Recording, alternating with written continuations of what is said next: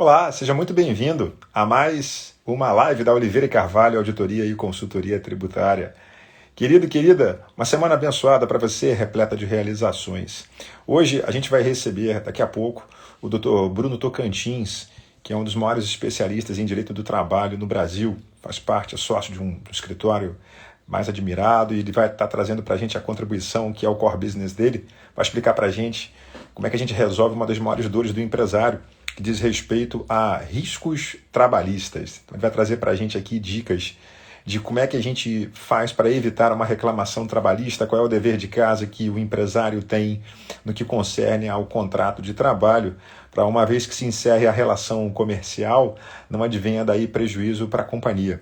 Enquanto o Dr. Bruno se organiza, a gente vai atualizando você. Hoje nós publicamos mais um podcast e o tema de hoje foi oportunidades tributárias para 2022. Né? A gente divulgou a pauta do Supremo Tribunal Federal e a gente sabe que todo empresário tem um dever de casa, que é trabalhando agora para gerar resultado para agora, mas simultaneamente a gente precisa estar super antenado do que vai acontecer em 2022. E tem alguns deveres de casa que são super importantes e que a gente precisa fazer a tempo de aferir esse benefício. Né? Bom, mas sem mais delongas, conosco aqui agora é o doutor Bruno Tocantins. Como é que você está, amigo? Tudo bem? Pois é, tudo bem? Como é que você está? Graças a Deus, tudo bem também. Essa instalação maravilhosa, essa vista maravilhosa, que coisa. É fake, é fake. Tá, tá em casa. Não, é fake, eu não estou no escritório. Não, não é fake não, mas eu não estou no escritório não, como você pode perceber. Isso aqui não é ambiente de visual de escritório. Legal, legal. Aquele escritório bacanérrimo, parabéns, instalação linda que vocês têm aí, viu? Obrigado, obrigado. Foi legal mesmo, a gente está feliz na casa nova, né?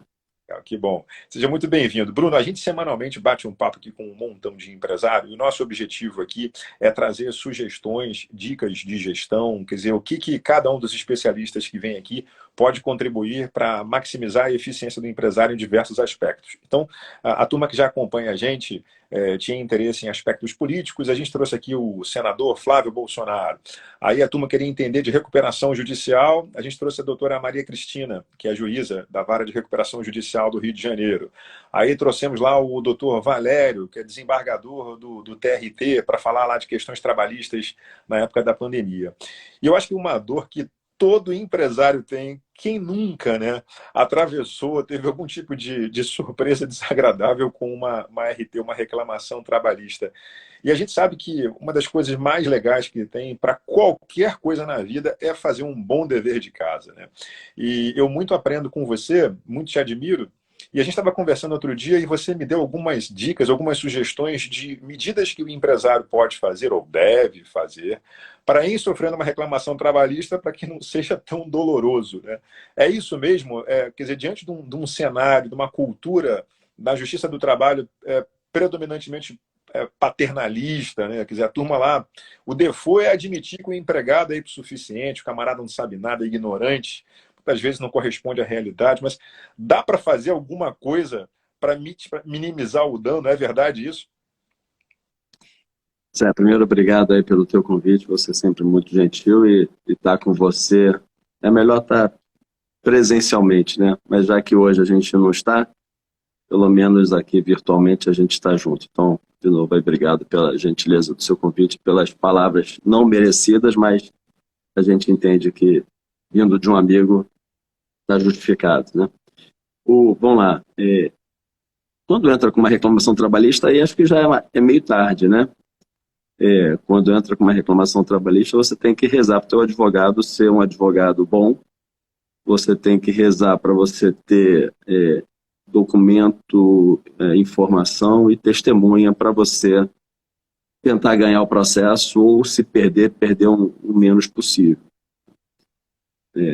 A gente sabe, como você falou aí, que a gente está num país de litígio, já foi muito pior para empresas, né? Para os reclamantes e advogados reclamantes, não, mas já foi muito pior para as empresas.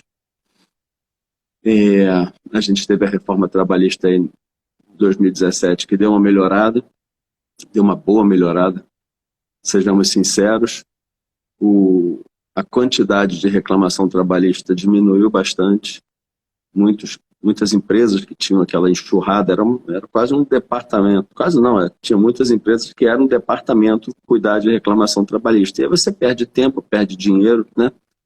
Perde energia em coisas que não são coisas que você deveria focar e despejar na sua empresa para a empresa crescer, gerar mais emprego, gerar essas coisas todas que a gente já sabe.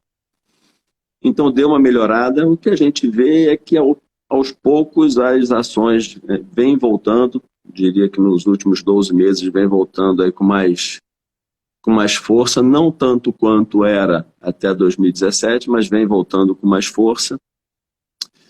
E a gente teve aí uma decisão um pouco recente, uns 2, 3 meses lá do STF, que deu um sinal de que talvez possa voltar ao estado de coisas que era antes de novembro de 2017. Tomara que não seja o caso, né? A gente, óbvio, tem lá um direito na Constituição que diz que todo mundo tem o direito de ir para a justiça, se quiser, é um direito sagrado, tem que ser exercido, mas tem que ser exercido de forma correta, com parcimônia, e não como a gente vê aí todo santo dia, várias pessoas fazendo, né? Mas, como eu te disse, quando já tem uma reclamação trabalhista, aí já era. Aí você tem que rezar para aquelas coisas já que eu te disse, né? Advogado, bom, documento, informação e testemunha, e se preparar para o processo. Acho que o objetivo do nosso bate-papo aqui é um pouquinho antes, são alguns passos antes, que é você cuidar quando a relação ainda existe, ou até mesmo antes da relação existir, a gente vai falar sobre isso, você cuidar para você fazer o dever de casa de forma a que você não erre, não crie passivo trabalhista para você, evitar reclamação trabalhista, mas se não der para evitar, porque como a gente falou, a gente está nesse país aqui de litígio, pelo menos você entra numa briga com uma boa chance de ganhar. Entende? Acho que esse é o nosso dever de casa, que a gente como advogado, e você também na tua área, você tem que fazer, a gente tem que fazer com os nossos clientes para que eles não percam dinheiro em coisa, e tempo, e energia, e noites de sono, em coisas que não devem ser perdidas, e sim investimentos para a empresa crescer, para ter mais gente trabalhando. É isso. Um milhão de perguntas para fazer aqui, mas vamos lá, né? Nada como uma boa história. Então já vou falar aqui de um desafio que a gente teve, para a gente já ir aproveitando. Eu tive um parceiro comercial aqui dentro que há uns anos atrás ele tentou me roubar. Ele chamou um menino que coordenava uma área minha de clientes e falou assim: olha, o que vier agora de conta de empresa, você passa para eu cuidar, mesmo que a gente tenha uma regra aqui diferente, né? E aí, quando denunciaram, a nossa obrigação, né, Bruno, como gestores e como empresários, é sempre ouvir os dois lados da moeda. Toda a história tem sempre 3 versões, né? A minha, a sua e a de verdade. Então, eu abri um processo de investigação que durou 2 meses, claro que sem a pessoa saber, e juntei provas comprovando de que ele tentou, de fato, me roubar. E aí, bom, não tem mais confiança, acabou o relacionamento, né? Coloquei 3 pessoas sentadas na sala para dar o bote, né? Falei: tudo bem, então você tentou me roubar, acabou a relação comercial, beleza? E ele falou: não tentei. Eu falei: não, eu tenho conversa gravada sua. Ele falou: não, eu falei: tem, tá aqui, inclusive, você vai querer ouvir, né? Ele falou: não, eu quero, então tá, pá, play. Aí botei, e aí não tinha mais o que fazer.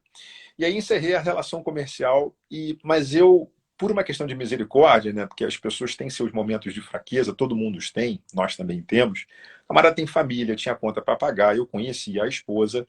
Eu abri mão de uma justa causa, eu simplesmente encerrei a relação trabalhista naquele momento. E eu tinha um combinado com ele era da área comercial, e mesmo eles tentado passar a perna, né, porque graças a Deus ele não chegou a conseguir, né, Papai do Céu protege muito a gente, eu ainda honrei o que nem estava combinado. Quer dizer, durante 18 meses subsequentes, quer dizer, trabalhos que ele fez que gerou receita, ainda continuei pagando. E aí, quando deu 1 ano e 11 meses depois, você, mega experiente, sabe o que aconteceu. O Já artista imagino. ingressou com uma reclamação trabalhista. Aí eu devolvo para você. Quer dizer, Se a gente tem uma situação dessa, cara, não é para ter misericórdia, quer dizer, mesmo que a pessoa. Porque a pessoa não honrou a história que a gente teve, eu honrei, ele não honrou. Quer dizer, qual é a orientação da justa causa nele? É isso mesmo, Bruno? Que não tenha misericórdia, ou como é que você vê isso? Pois cada um faz o que sua consciência e o coração mandam, né? Mas eu posso te dizer que muitas coisas que eu já vi que não se deve ter, você chamou de misericórdia aí, então vamos usar essa palavra, misericórdia, porque gratidão é um negócio que está cada vez mais raro, né? E não é gratidão por dar emprego, não, porque você está dando emprego e o sujeito está trabalhando para você. É uma relação de duas mãos, você paga o salário, ele trabalha e está tudo certo. Não é isso não, mas você fez um gesto que você poderia ter pegado pesado com ele e não fez, né?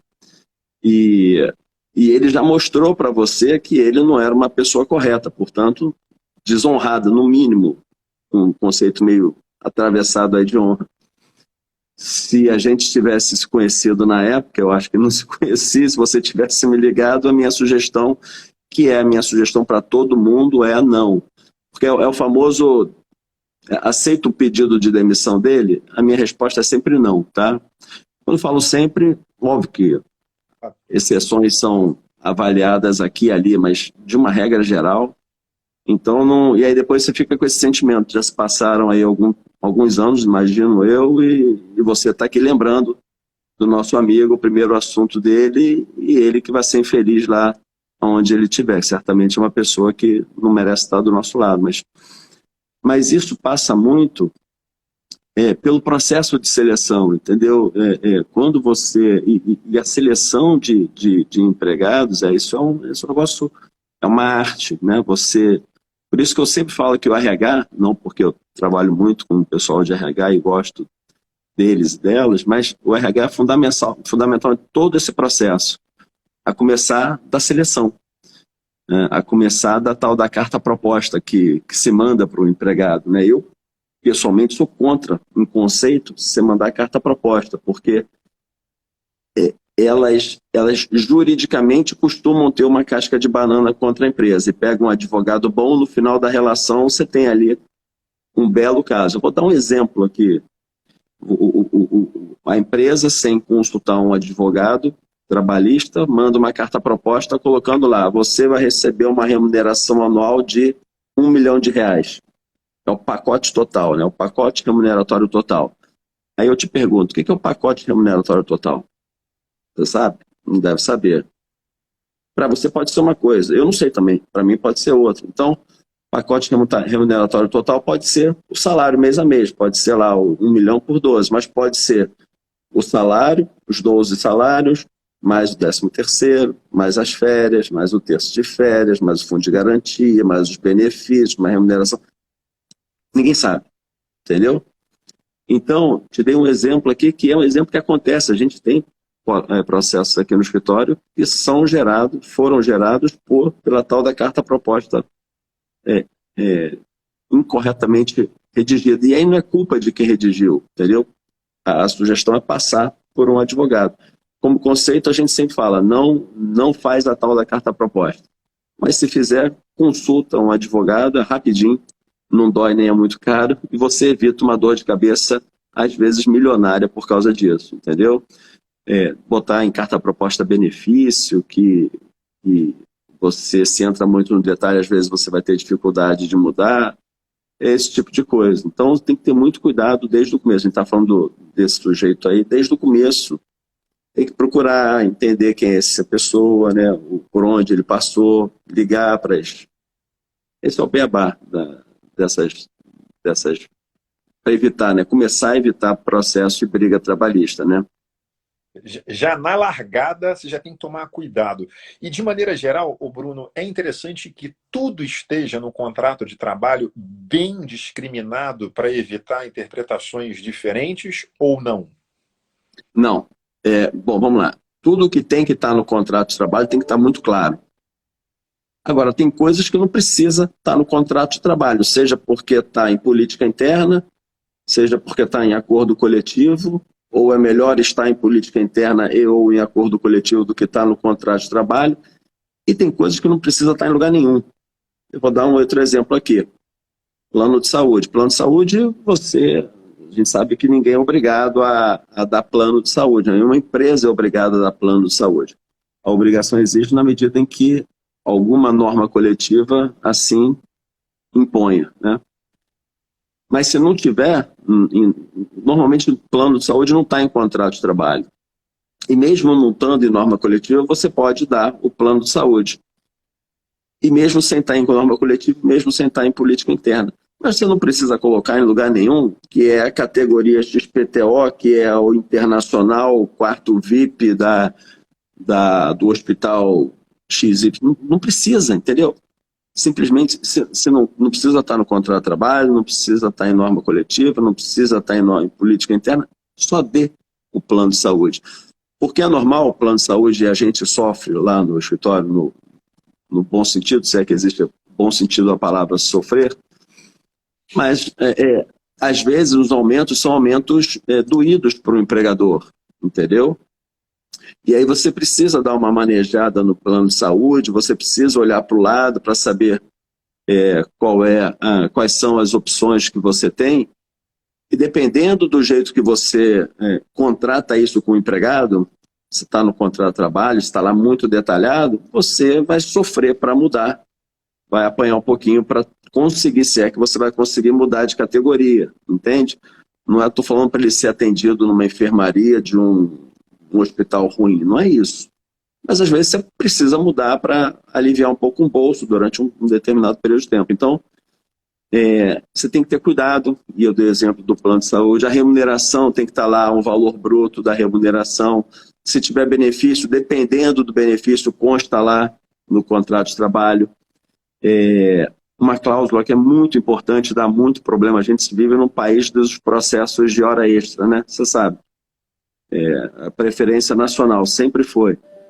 Então, se você não tiver uma cláusula de jornada de trabalho bem redigida, você vai ter processo trabalhista e pode perder. Se você está contratando, estou dando exemplos aqui, tá? Se você está contratando um empregado para ocupar uma posição de confiança, coloca isso lá no contrato de trabalho, para ficar claro, tá? Além de colocar no contrato de trabalho, faz a devida anotação na carteira de trabalho, faz a devida anotação na ficha de registro de empregado, cumpre lá toda a burocracia que você tem que cumprir. Até porque a nossa querida CLT diz o que grosseiramente, que cargo de confiança não tem direito a hora extra.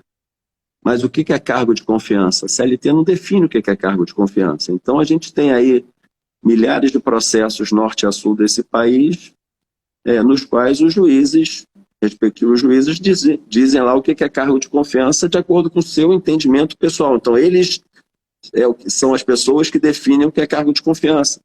Só que as realidades são diferentes, dependendo da empresa, dependendo do lugar, dependendo das pessoas, né, das funções das pessoas. Então, nem tudo deve estar num contrato de trabalho, mas o que tiver tem que estar bem escrito. E eu acho que esse exemplo último aqui da cláusula de jornada de trabalho, ele é bem firme, é bem explícito no que eu estou querendo dizer. Então, não tem carta, voltando, né? Não faça carta proposta, mas se fizer, faça bem feito. E aí faz depois o contrato de trabalho. E esses documentos, se tiver a carta proposta, eles têm que estar alinhados. Entende? Ele não pode ter uma divergência entre um e outro. A gente já viu aqui algumas vezes também desalinho entre a carta proposta e o contrato de trabalho. Briga na justiça, a empresa pode perder.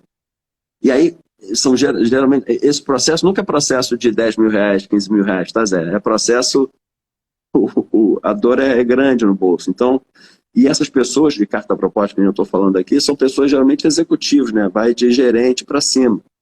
Você não manda uma carta proposta para quem ocupa um cargo que está lá na base da pirâmide ou ali perto, entende? Então tem que ter muito cuidado com isso. Pô, que legal, Bruno.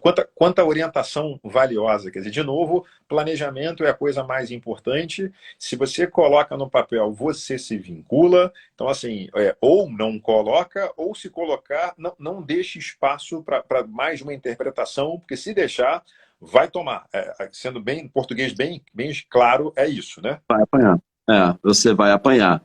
É, tem uma outra dica que a gente sempre costuma conversar com os nossos clientes quando é o caso, é o tal do que chamam de hipersuficiente. Tem gente que não gosta desse nome, né? O hipersuficiente, tem um artigo lá na CLT que diz o seguinte: empregados que recebem salário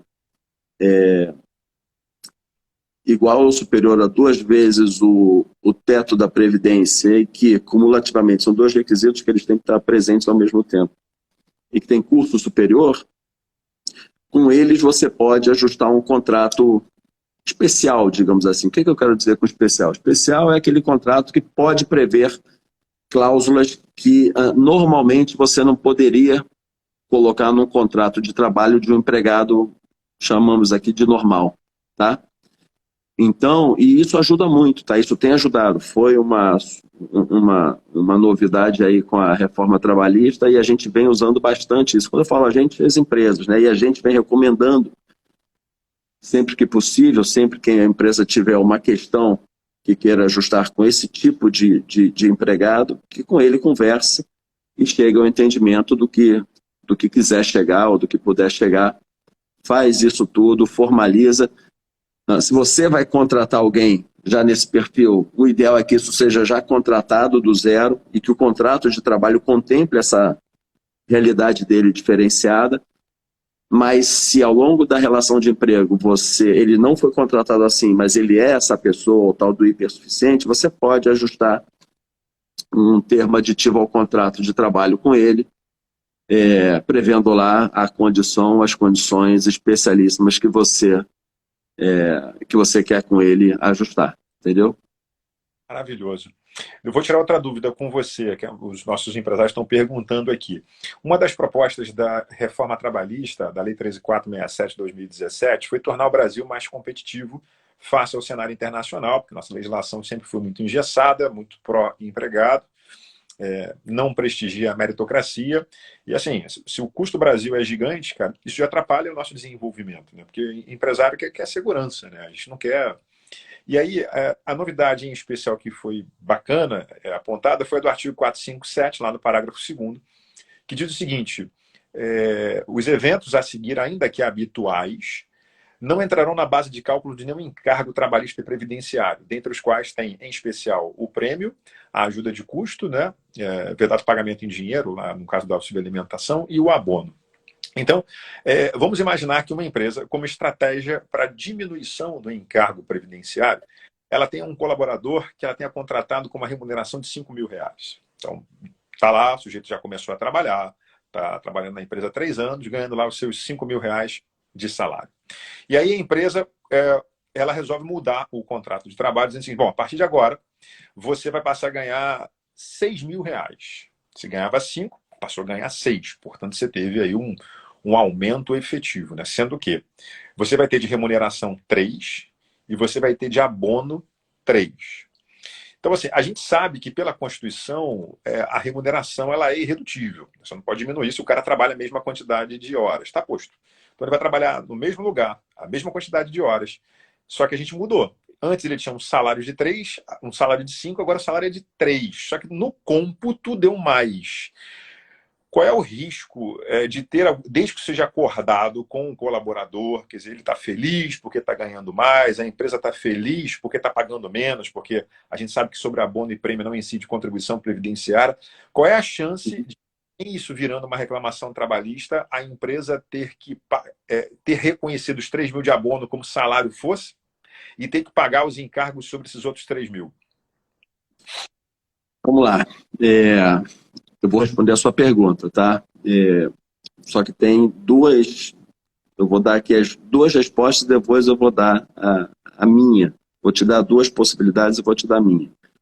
A primeira possibilidade é a empresa enfrentar um processo, né, porque reduziu um salário de 5 para 3, um salário base. Quando você fala foi contratado com um salário de 5.000, estou eu presumindo aqui que o salário de 5.000 é o salário base, não é isso? Ou é um salário, ou é a composição da remuneração que totaliza R$ 5.000?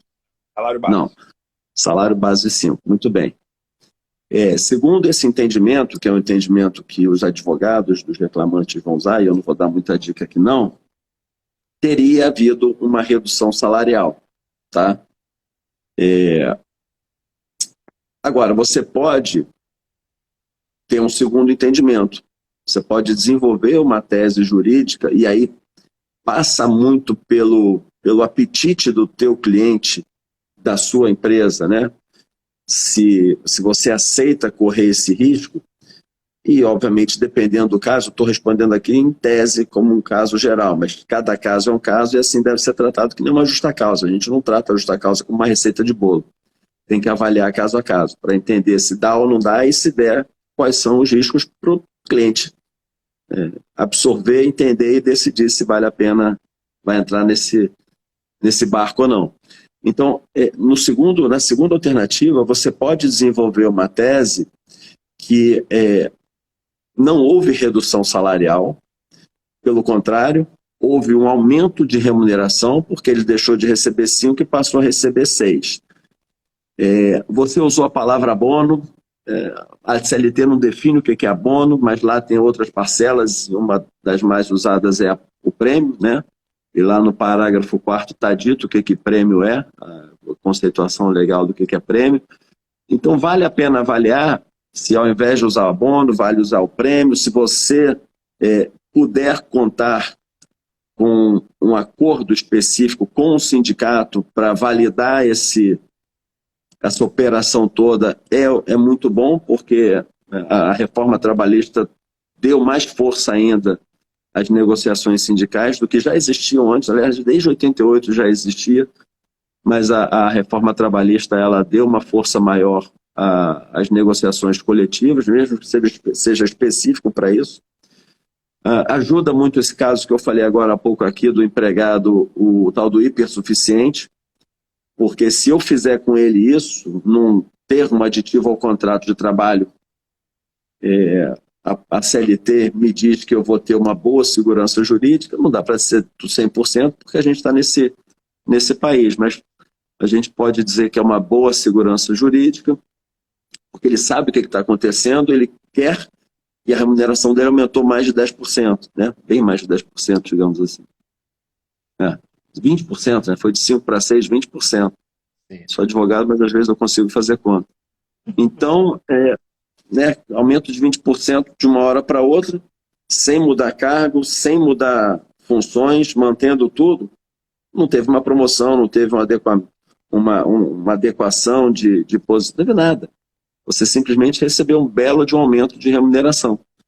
Então dá para fazer ou acordo coletivo, ou o tal do hipersuficiente, ou até mesmo sem um dos dois, mas dá para fazer uma política interna com alguma razoável segurança jurídica. Mas, por favor, eu estou respondendo isso em tese, não consideremos essa resposta como a tal da receita de bolo para tudo, porque cada caso é um caso e ele deve ser avaliado. Tá? Claríssimo. Quer dizer, há risco, queres mitigar o risco? Então chama o sindicato para ele anuir. Uma vez que o sindicato anua esse negócio, né, de alguma forma há um tipo de... há mais segurança para quem é hipersuficiente, beleza? Se for prêmio, que você evidencie, né, defina as métricas de concessão de prêmio e evidencie que, de fato, o artista fez jus ao prêmio, teve um desempenho extraordinário, né, para poder... Quer dizer, não é usar um nome bonitinho, né? Eu voltei. Eu sumi, mas eu voltei. Tá bom. Quer dizer, em se tratando do prêmio, há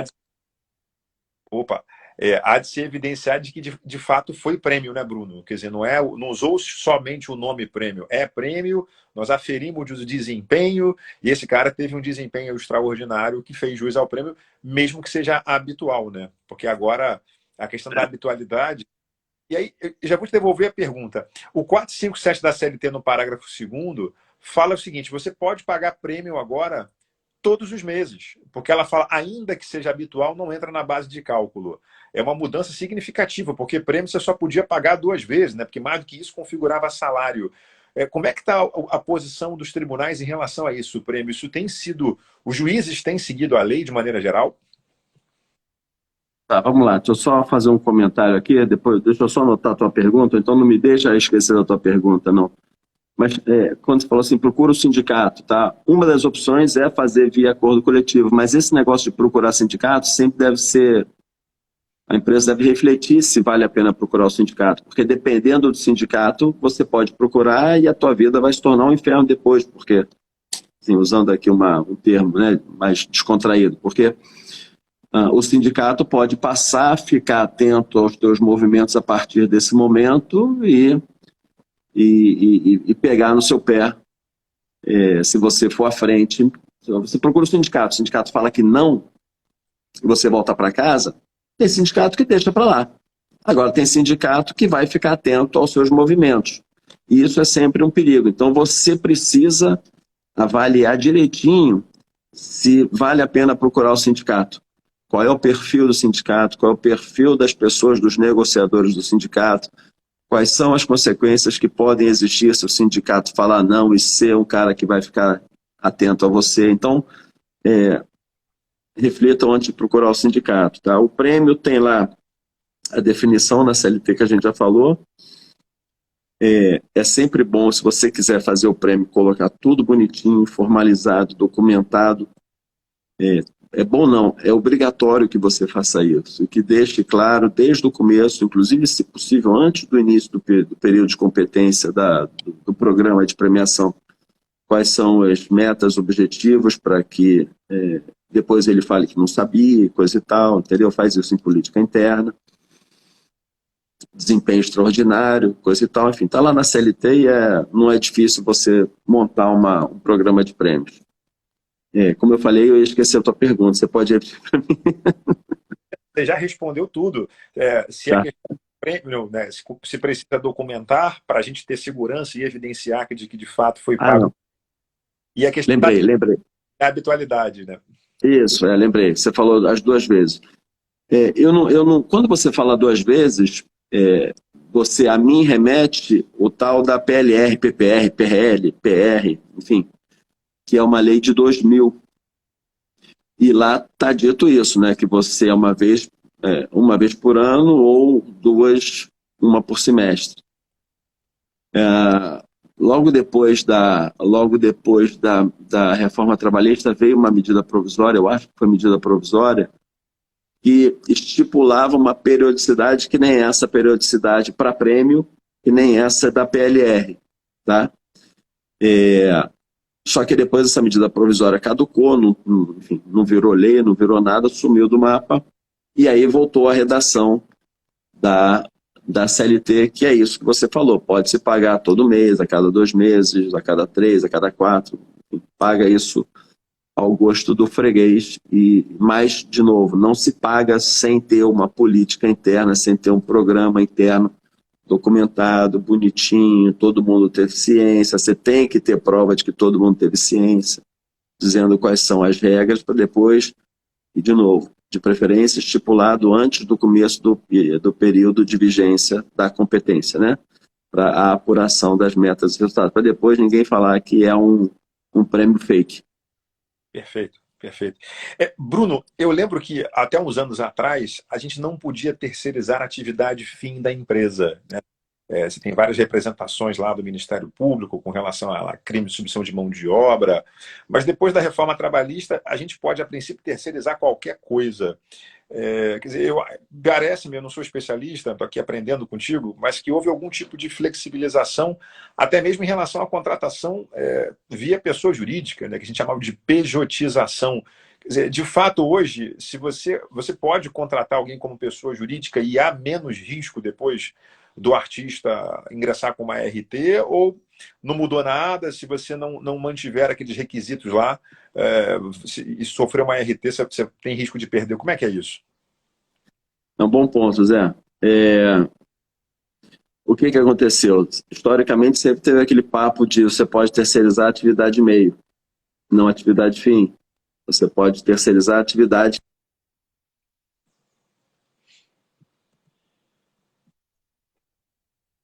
você pode terceirizar aquela atividade que não está diretamente ligada à sua cadeia produtiva, coisa e tal. isso é o que vigorava desde sempre.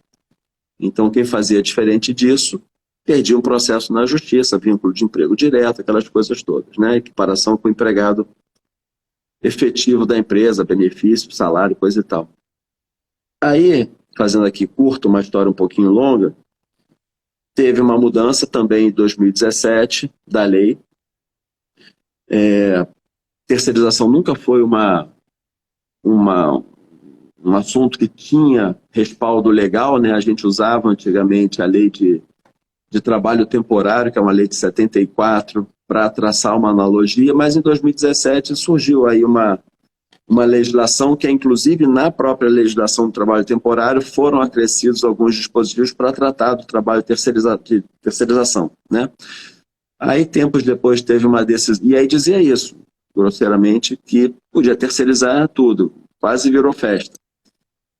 E aí teve uma discussão, teve um processo junto ao STF, teve uma decisão, salvo engano, do Barroso, não importa, mas dizendo que a terceirização estava autorizada em qualquer atividade, não só na atividade meio, tá? Podia ser atividade fim. Muito bem. O que acontece? Acontece que você tem que, como tudo na vida, não só o direito, você tem que ter um pouquinho de cuidado, né? Um pouquinho de parcimônia, não dá para virar uma bagunça. Então, você pode terceirizar atividades que são atividades conceitualmente de atividade fim? Pode.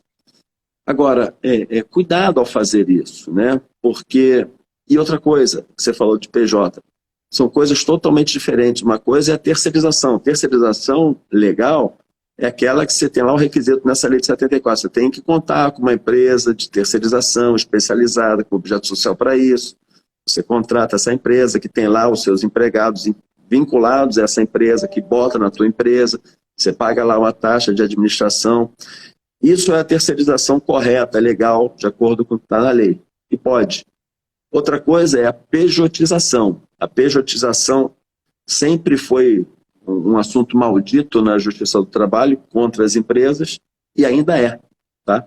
Processo de terceirização, de pejotização, você chega numa audiência, né, numa briga lá, o juiz já te olha meio estranho, você é advogado da empresa, é o jogo que você começa meio que perdendo de 1-0, você tem 1 ou 2-0, você tem que correr muito mais que o teu adversário para virar o jogo no final, tá?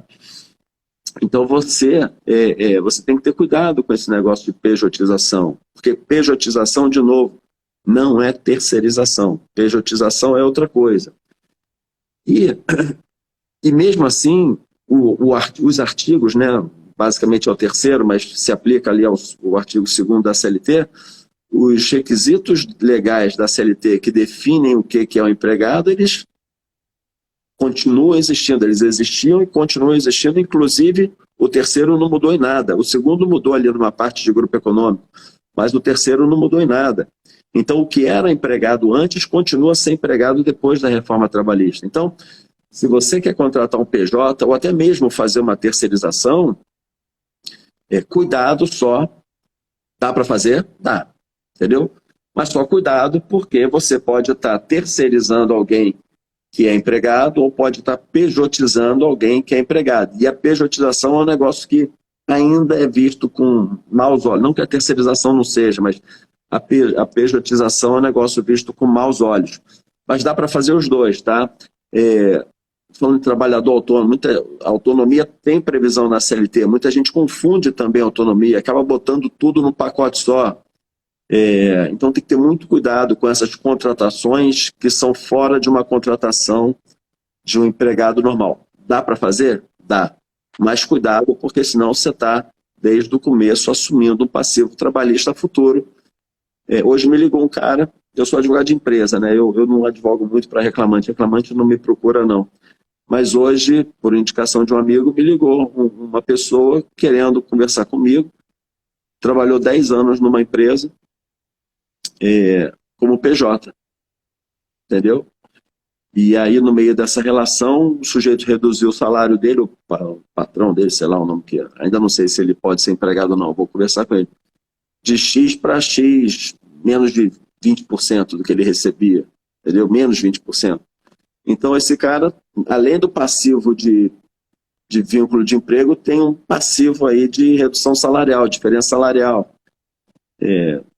Enfim, vou conversar com ele lá e eventualmente vou acabar indicando alguém, né? Porque eu advogo mais para a empresa, vamos ver. Mas tem que ter cuidado, tá bom? Muito, muito legal. Pô. Ô, Bruno, uma das coisas mais legais suas é conseguir explicar um tema que é complexo numa linguagem. Você foi muito gentil, né? Uhum. Quem está assistindo a gente aqui, a minoria tem formação em direito, né? E a pessoa precisa conhecer profundamente o tema para ser capaz de explicar numa linguagem que respeite o protagonista, né? Então, assim, cara, ficou absolutamente bem explicado para a turma aqui. E aí, já fazendo um jabá, o Bruno não gosta muito de falar, mas é uma das pessoas que entende demais de direito do trabalho. É seguramente aí hoje a melhor referência. E por sugestão tua, Bruno, a gente vai fazer uma palestra para os nossos clientes e empresários. E para quem está aqui com a gente quiser assistir também, uma palestra presencial, a gente está só conciliando a agenda, a tua secretária com a minha, deve acontecer agora, acho que em janeiro ou fevereiro. Quer dizer, daí a gente... Ficou para 9 de fevereiro. 9 de fevereiro, né? Legal. Vamos fazer então na Barra lá, um bate-papo lá, um café da manhã, para a gente falar aí dar continuidade a esse papo aqui, né? De quais são os deveres de casa que a gente precisa fazer para mitigar risco trabalhista. Não, vai ser ótimo. A gente vai bater um papo. Tem muita coisa aí de trabalho, esse retorno ao trabalho, trabalho híbrido. Tem muita coisa que a gente pode falar, muita dica aí, inclusive para RH das empresas. Pô, que legal, que legal. Esse é o primeiro, né? A gente vai fazer vários aí, é só uma questão de acertar a tua agenda, que eu sei que é super complicado. Comandante, a gente já está encerrando. O que você quer deixar de recado final para essa aí que está prestigiando a gente? E vou aqui, inclusive, quando você vai pensando, eu vou agradecendo, que tem gente pra caramba aqui, bicho. Não dá nem rolê a tela. Meu Deus, Ana Beatriz, essa aqui acho que você conhece, né? A Silvia, Cláudia, Joelson, Letícia, o Chico... Meu Deus, Thiago, Robson, outro Thiago, a Vanessa está aqui com a gente, Cristiano, não vou conseguir falar o nome de todo mundo, é gente demais, Ronaldo, Vinícius, tem um caminhão de pessoas aqui, acho que passaram por aqui umas 200 pessoas. Quero agradecer você que está com a gente aqui até agora. E, comandante, o que você quer sintetizar aí para essa turma? Nada, Zé, eu quero só, quer dizer, óbvio que eu quero de novo agradecer a você e desejar A gente está acabando aqui o ano, né? Hoje já é quinta, amanhã é a famosa sexta. Semana que vem, para quem é advogado e faz processo, os prazos já estão suspensos. Então a gente está tá feliz que não dá para parar. Não dá para parar e eu particularmente nem gosto de parar. Mas dá para dar uma desacelerada, diminuir um pouquinho o ritmo de trabalho. E isso é bom também, né? É bom para o nosso corpo, é bom para a nossa cabeça, é bom para quem tem parente e familiar e não costuma ver muito. Então, desejar a todo mundo aí algum descanso, se possível muito, se não for possível, algum bom descanso e ótimo final de ano e que voltemos ano que vem com a bateria carregada e até 9 de fevereiro. Amém. Bruno, mais uma vez, muito obrigado pelo carinho. 2022 será um ano maravilhoso, sobretudo porque o Flamengo será campeão mundial. Coisa que a gente acredita, por justiça, né? Por justiça. Eu estou me recuperando do trauma ainda, né? Mas, enfim, a vida é... Você do trauma e eu do prejuízo financeiro, barra trauma, barra tudo, de ter levado eu e meus 2 filhos para Montevidéu, mas um dia passa. É isso. Rir para chorar, assim é a vida. Obrigado, Bruno, pelo carinho. Querido, muito obrigado a você. Valeu. Até agora aqui no nosso bate-papo. A nossa live vai estar disponível nos nossos canais, vai estar disponível no YouTube, aqui no Instagram também, no Facebook. E você que tem interesse em desenvolver aí um projeto, né, porque é um projeto de mitigação de risco trabalhista, acessa o endereço aí do Bruno, que você vai fazer um ótimo negócio. E aí, de novo, né, agora não é propaganda enganosa, não. Eu fiquei assustado como o Bruno cobra um preço que me soou barato demais, mas enfim, cada um com a sua política de preço e respeito para entregar o que ele entrega, né? Assim, melhor relação custo-benefício que eu já vi, de coração. Comandante, qual é o teu endereço aí do Instagram ou página da tua empresa para gente, para quem quiser depois conhecer um pouquinho mais, poder acessar? Eu recomendo que entre pelo LinkedIn Tocantins e Pacheco Advogados, porque esse endereço que está aqui é o meu endereço pessoal, que eu não tenho amigo nenhum, eu sou um solitário na vida, porque eu uso para ficar vendo live dos outros e algumas coisas coisa de moto, coisa de carro que eu gosto, coisa de basquete, do nosso querido Flamengo. Então, eu nem bato papo, tem nada, absolutamente nada. Então, quem quiser nos conhecer, vai lá para o Tocantins e Pacheco, ou na internet ou no LinkedIn, tá bom? Show de bola. Tocantins e Pacheco, tá dado o recado. Obrigado, Bruno. Obrigado a você que ficou com a gente até agora. Um ótimo fim de semana para você que se aproxima. Muito obrigado pelo carinho. Fica com Deus. Um abraço. Tchau, tchau. Tchau, tchau.